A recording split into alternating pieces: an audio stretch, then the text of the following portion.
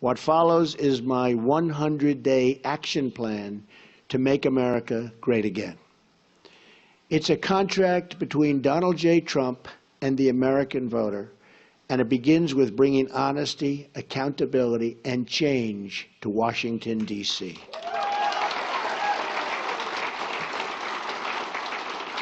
Therefore, on the first day of my term of office, my administration will immediately pursue the following 6 measures to clean up the corruption and special interest collusion in Washington. First, a constitutional amendment to impose term limits on all members of Congress. Second, a hiring freeze on all federal employees to reduce federal workforce through attrition, exempting military, public safety, and public health.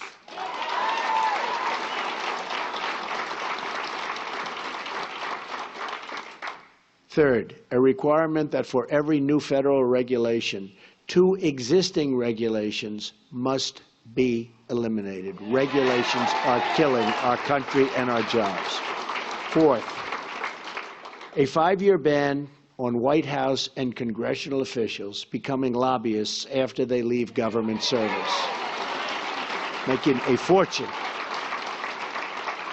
Fifth, a lifetime ban on White House officials lobbying on behalf of a foreign government. Very bad. Sixth, a complete ban on foreign lobbyists raising money for American elections. That's what's happening. On the same day, I will begin taking, and really taking strongly, 7 actions to protect American workers.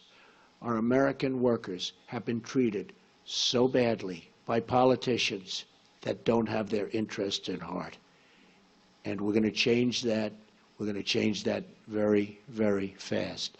First, I will announce my intention to totally renegotiate NAFTA, one of the worst deals our country has ever made, signed by Bill Clinton, or withdraw from the deal under Article 2205. Second, I will announce our withdrawal from the Trans-Pacific Partnership, a potential disaster for our country. Third, I will direct my Secretary of the Treasury to label China a currency manipulator. China is a currency manipulator. What they have done to us by playing currency is very sad, and I don't blame them. They've been very smart. I blame our politicians for letting this take place. So easy to stop, so easy to stop. Fourth, I will direct the Secretary of Commerce and U.S. Trade Representative to identify all foreign trading abuses that unfairly impact American workers and direct them to use every tool under American and international law to end those abuses immediately. Fifth, very importantly, I will lift the restrictions on the production of $50 trillion worth of job-producing American energy reserves, including shale, oil, natural gas, and clean coal, and we will put our miners back to work. Sixth, I will lift the Obama-Clinton roadblocks that allow for this vital energy infrastructure projects to go forward. We have roadblocks like you've never, ever seen. Environmental blocks, structural blocks. We're going to allow the Keystone Pipeline and so many other things to move forward. Tremendous numbers of jobs and good for our country. We're going to cancel billions in payments to the United Nations climate change programs and use the money to fix America's water and environmental infrastructure.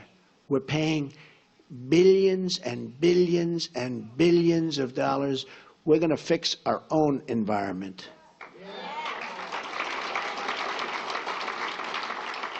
Additionally, on the first day, I will take the following 5 actions to restore security and constitutional rule of law. We have to do that. Cancel every unconstitutional executive action, memorandum, and order issued by President Obama.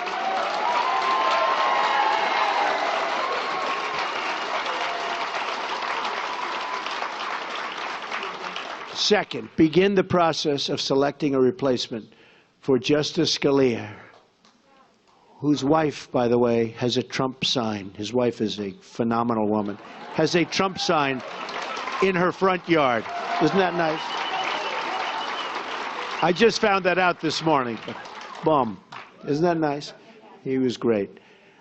From one of the 20 judges on my list, you know we're going to make great decisions from 20 outstanding judges on a list that we submitted, who will uphold and defend the Constitution of the United States. Third, we will cancel all federal funding of sanctuary cities.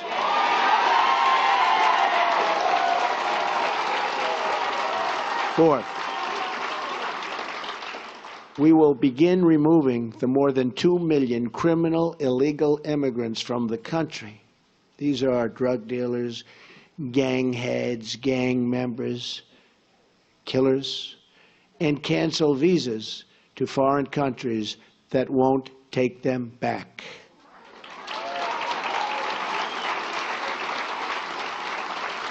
And when Hillary Clinton was Secretary of State, and they had someone who was bad, really bad, and they brought him back to the country and the country wouldn't take him, she said, well, bring him back.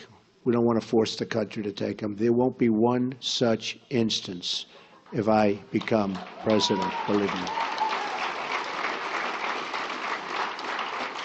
We're going to suspend immigration from terror-prone regions where vetting cannot safely occur.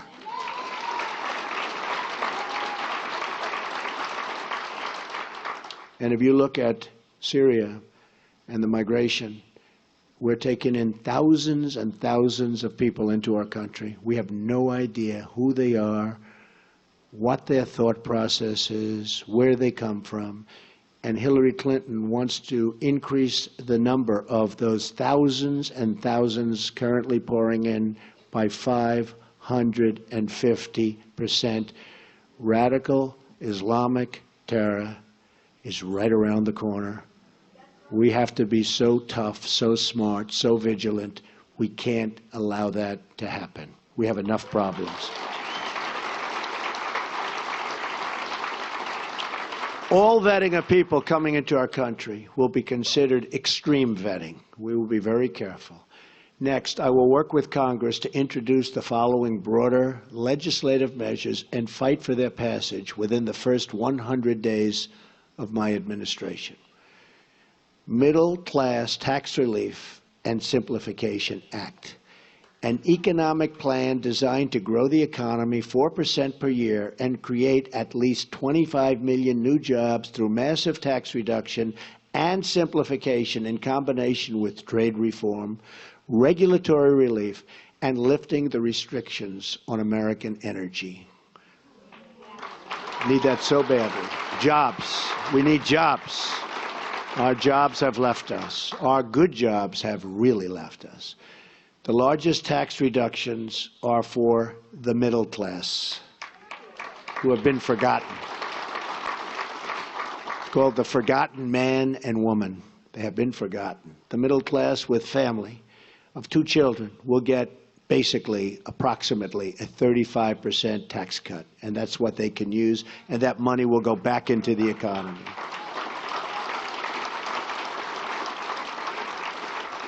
The current number of brackets will be reduced from 7 to 3, and tax forms will likewise be greatly simplified.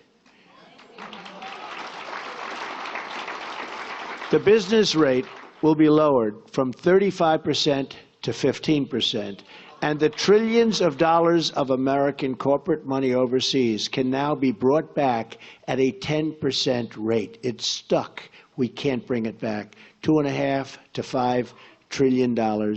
Companies can't get it back into the country. Some companies are actually leaving, not only because taxes are so high, but because they can't get their money, and they are actually leaving to get their money. We are going to simplify that. We're going to have them bring the money back into our country and use the money and spend the money on building our country.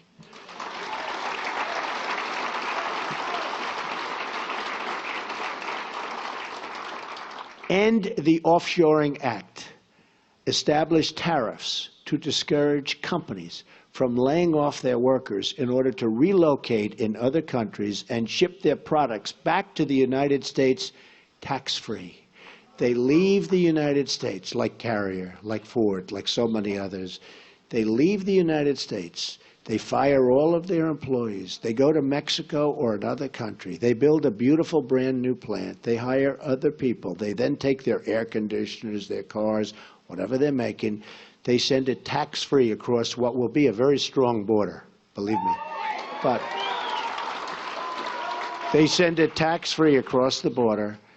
And what do we end up with? We have unemployment, tremendous losses, and we have none of the benefits. So we will establish tariffs that when they do that, there will be consequences. We'll work with them, we'll be nice, we'll be fair, but there have to be consequences. And when they know there are consequences, our companies will stop leaving the United States and going to other countries. The American Infrastructure Act leverages public-private partnerships and private investments through tax incentives to spur $1 trillion in infrastructure investment over the next 10 years. Our infrastructure is in such trouble. We've doubled our national debt to $20 trillion under President Obama. In less than 8 years, $10 trillion has been added. Think of it. And we haven't fixed anything. We haven't fixed anything. What have we done? Our roads are broken, our bridges, our tunnels, our hospitals, our schools, and we have $20 trillion in debt, all-time high. That's true. Our VA hospitals are in bad shape, and our VA is in very, very bad shape, and we will fix that. We are going to work on fixing that because our veterans have not been treated properly. We have illegal immigrants that are treated far better in many instances than our veterans, and we're not going to have that. School Choice and Education Opportunity Act redirects education dollars to give parents the right to send their kid, their children, to public, private, charter, magnet, religious, or home schools of their choice. And so importantly, we're going to end Common Core and bring education supervision to local communities. We do so badly on education. If you look at the lists and you see Sweden, Norway, Denmark, different countries at the top, you see us at the bottom. And yet, by far, per pupil, more money than anybody, and it's not even close. We spend more money per pupil than anybody, not even close. We're at the bottom of the list. Other countries spending far less per pupil are at the top of the list. So obviously, our current system is not working. We will change it, and we will make it good. It expands vocational and technical education, which we've totally forgotten about in this country, and make 2- and 4-year colleges more affordable. Have you ever gone to school and you've been with people that aren't good students, but they can fix an engine, or they can build a wall, or they can do things that you wouldn't even think about? Because we can use some of the ones that build the wall. We're going to need them. We're going to need them. We're going to need them. But did you ever see that? How they're genius at fixing a car. They can do anything. But history, not so good. Physics, not so good. I mean, we have to open vocational again. Those are the people. These are great people. The Repeal and Replace Obamacare Act.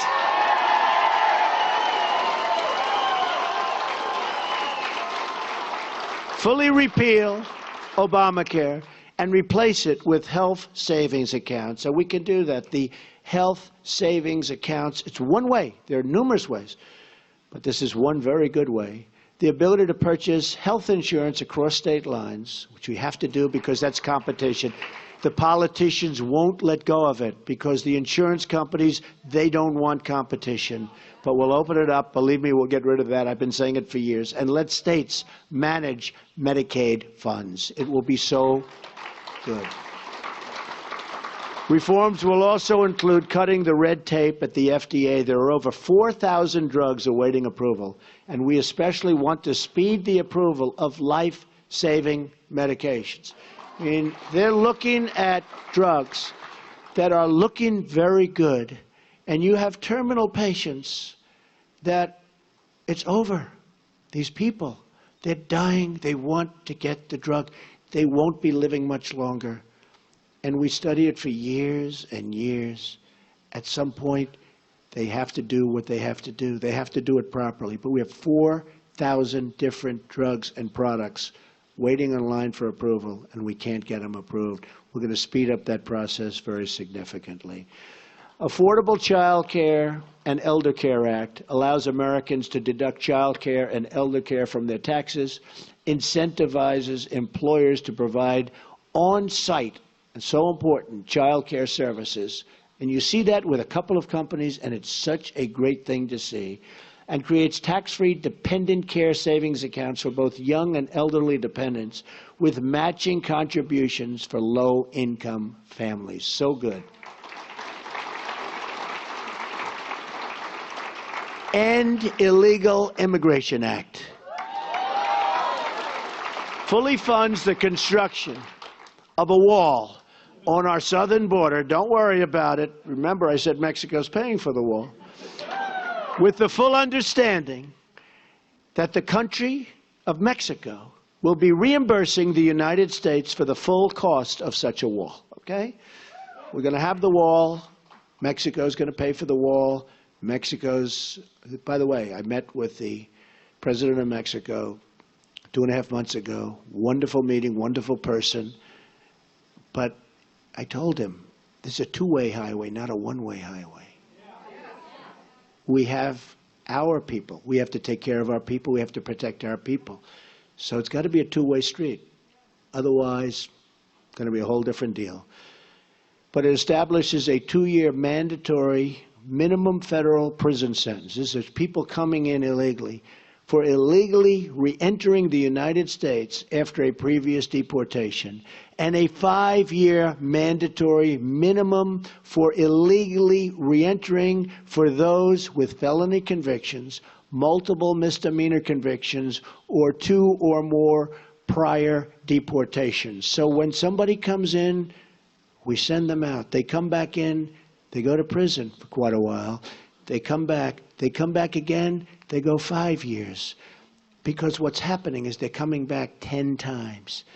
And I could go case after case. They come back, look at what happened in San Francisco. 5 times he came back. On the 5th time, he killed Kate. 5 times. But so many others. 10 times came back, killed somebody after 10 times. When they get deported, they stay out. Otherwise, they have very serious prison terms. They will stay out. Once you do that, they will stay out. Right now, they have no consequence. They have no consequences. Also, reforms on visa rules to enhance penalties for overstaying and to ensure open jobs are offered to American workers first. Number 8. Restoring Community Safety Act reduces surging crime, drugs, and violence by creating a task force on violent crime and increasing funding for programs that train and assist your local police who are doing such a great job, believe me. We increase the resources for federal law enforcement agencies and federal prosecutors to dismantle criminal gangs and put violent offenders behind bars or out of our country and into the country where they came from. Restoring National Security Act which rebuilds our military by eliminating the defense sequester, which has been very tough on our military, and expanding military investment. Now, at no time, practically, do we need a military like right now. We don't want to use it, but it's peace through strength. We need a strong military. Our military is so terribly depleted. It also provides our great veterans with the ability to receive public VA treatment or attend a private doctor of their choice. If they're waiting online, and I have the plan up, and we've gotten, as you know, tremendous support from veterans, from law enforcement, from veterans, from the military, tremendous support. But if they're waiting online, and you see it, 22 suicides a day, people don't even believe it, 22 a day. But if they're waiting on line for 7 days, 6 days, 9 days, they can't get to see a doctor, and a simple procedure or a simple prescription can solve their problem, and they become very sick, and they die. They die waiting in line. We're going to give them the power to go across the street to a local doctor, a private doctor, a public hospital, or a private hospital, all looking to help and all looking to do business. And we'll pay the bill. So much cheaper, but much more importantly, the veterans will finally be taken care of properly, because what they're going through now is unacceptable.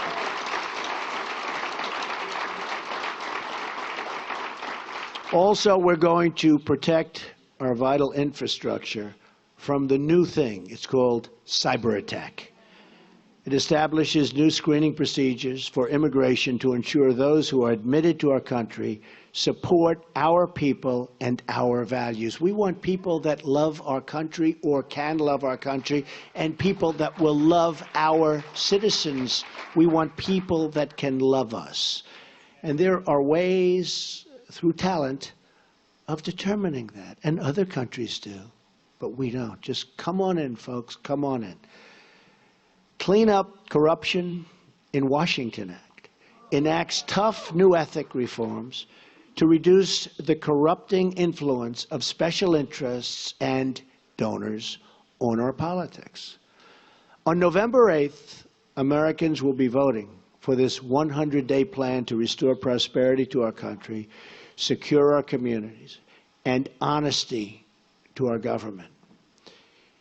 This is my pledge to you.